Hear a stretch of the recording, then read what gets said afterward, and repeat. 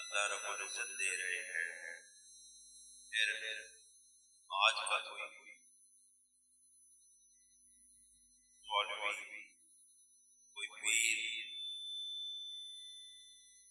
کوئی گمراہ، کوئی اہل سنت و جماعت کا لبادہ ہوئی شخص یہ کہے کہ صحابہ کرام رضوان اللہ تعالی علیہم اجمعین کو اپنے محبوب سے محبت نہیں، جس محبت پر مور نزدیک اللہ تعالی لگا دے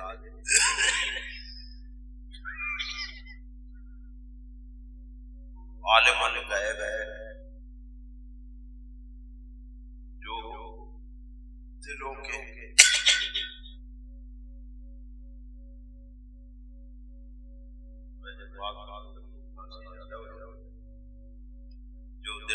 بھید جاننے والا ہے. اب وہ اس نے اللہ رب العزت کے کلام پر غور کرے تو آپ کو معلوم ہوگا کہ اللہ رب العزت نے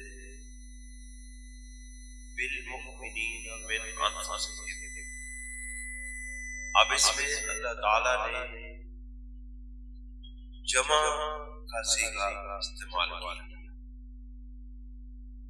اور اس میں سے استثناء نہیں قرار دیا کہ تمام مومنین اللہ سے محبت، اللہ کے نبی سے، اللہ کے محبوب سے محبت کرتے ہیں.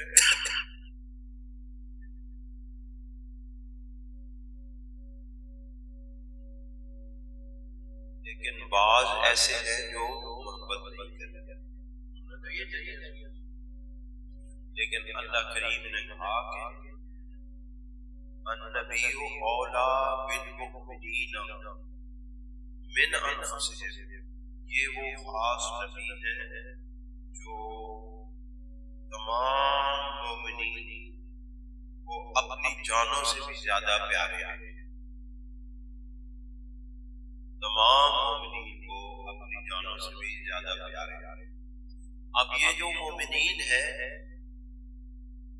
جو لفظ مومنین ہے، اس کا اصل اور اول مخاطب صحابہ کرام رضوان اللہ تعالی علیہم ہیں، اور اس میں تمام مومنین کو شامل کیا گیا ہے. تمام صحابہ کرام شامل ہیں. اس میں حرف استثناء کے ساتھ کسی کو بھی کسی ایک فرد کو بھی علیحدہ نہیں کیا گیا کہ یہ لوگ محبت کرنے والے ہیں، مگر کچھ ایسے ہیں جو محبت نہیں کرتے. قرآن مجید میں یہ الفاظ آپ کو کہیں بھی نہیں ملیں گے.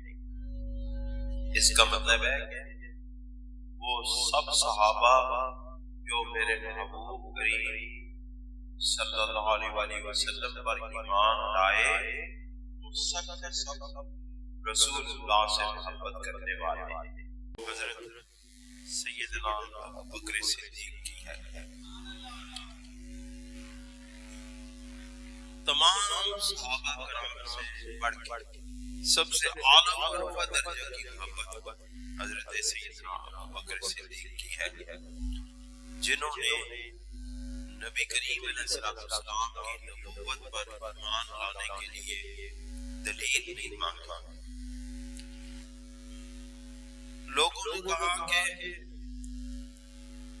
ایک شخص ہے وہ کہتا ہے کہ میں رات رات یہاں مکہ سے مسجد اقصی گیا، وہاں سے میں عالم بالا سے بھی اوپر چلا گیا۔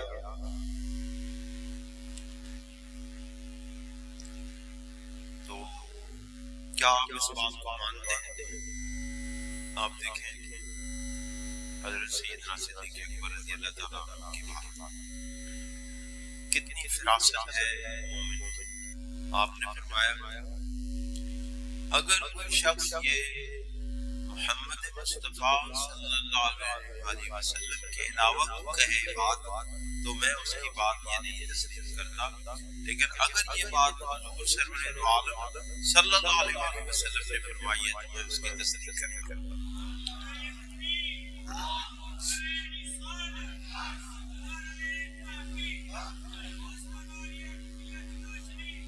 یہ عشق و محبت کی اعلیٰ ترین، ایمان کامل کی اعلیٰ ترین مثال ہے، اور یہ ایمان اپنے ابتدائی درجے پر ہے، یعنی اپنے ابتدا میں ہے۔ ابھی نبی کریم علیہ السلام مکہ میں ہے، ابھی اسلام کے غلبے کا کوئی امکان نہیں ہے، ابھی تھوڑے سے لوگ ایمان لائے ہیں، ابھی یہ 2 سن نبوت کا اعلان نبوت کے 2 سال کے عرصے کے دوران کا کام ہے۔ آپ دیکھیں پھر صدیق اکبر رضی اللہ تعالیٰ عنہ کی ایمان کی حالت اس وقت یہ ہے جب دور دور تک اسلام کے غلبے کا تصور بھی نہیں کیا جا سکتا تھا۔ آپ سن 2 نبوت اعلان نبوت کے دوسرے سال کا آپ اندازہ لگا لیں کہ دوسرے سال کی یہ بات ہے، اور ایمان لانے والوں کا یہ عالم ہے کہ وہ نبی کریم علیہ السلام کی ہر بات پر ایمان لاتا ہے۔ دوستو اور بزرگوں، صحابہ کرام رضوان اللہ تعالی علیہم اجمعین کو اپنے آقا و مولا حضور نبی کریم علیہ السلام کے ساتھ اتنی محبت تھی، اتنی وابستگی تھی، اور اس محبت کا ثبوت وہ یہ دیتے تھے کہ آپ علیہ السلام کے ہر حکم کی تابع فرمانی ان حضرات کا عملی ثبوت تھا ایمان کا اور محبت کا۔ ہم بھی دعویٰ کرتے ہیں کہ ہمیں رسول اللہ صلی اللہ علیہ وسلم سے محبت ہے، اور ہم وہ خوش قسمت لوگ ہیں کہ ہم وہ بالمؤمنین من انفسہم کی اتباع میں ہمارا بھی کسی نہ کسی جگہ پہ نام آتا ہے، کیونکہ ہم بھی اس من انفسہم کے اجتماعی معاملے کے اندر شامل ہیں۔ اور یاد رکھیں، یہ جو نبی کریم علیہ السلام کا ذکر سن کے ہمارے دل جھوم اٹھتے ہیں، ہم عملی طور پہ بالکل ناکارہ صحیح، ہم ایمان کے بھی کم ترین درجہ پر ہیں، لیکن اس کے باوجود جب نبی کریم علیہ السلام کا نام نامی اس میں گرامی ہمارے سامنے کوئی لیتا ہے، ہمارا دل خوشی سے جھوم اٹھتا ہے، ہمارے غم غلط ہو جاتے ہیں، ہمیں سکون مل جاتا ہے، ہماری آنکھوں سے آنسو جاری ہو جاتے ہیں۔ یہ کیا ہے؟ یہ سب اسی من انفسہم کے اندر ہمارے کسی نہ کسی جگہ کوئی ذرہ اس من انفسہم سے ہمیں بھی ملا ہوا ہے۔ یہ اسی کی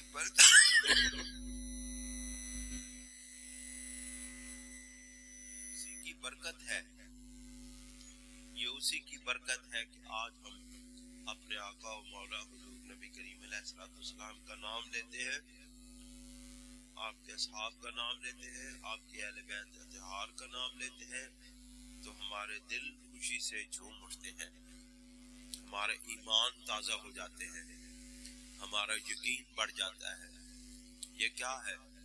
یہ محبت رسول ہے، یہ اسی محبت کا نتیجہ ہے۔ دوستوں اور بزرگوں،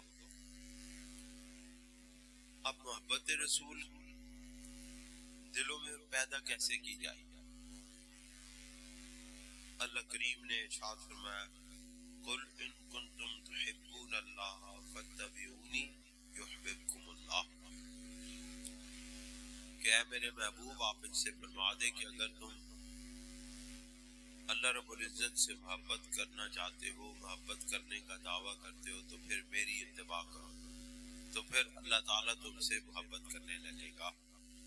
اس کا مطلب ہے کہ اگر کوئی شخص اللہ تعالیٰ سے محبت کرتا ہے، اللہ تعالیٰ سے محبت کرتا ہے اور وہ محبت کرتے ہوئے رسول اللہ صلی اللہ علیہ وسلم کی اتباع کرتا ہے، تو اللہ کریم اس کو اپنا محبوب بنا لیتا ہے۔ پہلے وہ محب ہوتا ہے، قل ان کنتم تحبون اللہ، اگر تم اللہ سے محبت کرتے ہو، مشروط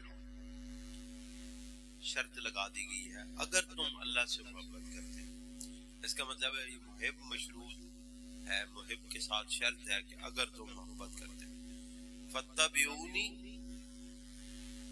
بس تم میری اتباع کرو، میرے پیچھے پیچھے چلو، میری پیروی کرو، یحببکم اللہ، یہاں شرط نہیں ہے، یہاں اتباع رسول ہے۔ اتباع رسول کے بعد اللہ نے شرط نہیں رکھی، ساری شرطیں ختم کر دی کہ جس نے یہ کام کر لیا وہ ہمارا محبوب بن گیا۔ آپ دیکھیں قرآن مجید پر آپ غور کریں نا، تو آپ کو معلوم ہوگا کہ قرآن مجید کا ایک ایک لفظ اللہ کے محبوب کی الفتوں سے، محبتوں سے، تابع فرمانیوں سے، آپ کے ساتھ نسبتوں کے ساتھ بھرا ہوا ہے۔ اللہ تعالی ہمیں عمل کی توفیق عطا فرمائے۔ وآخر دعوانا ان الحمد للہ رب العالمین۔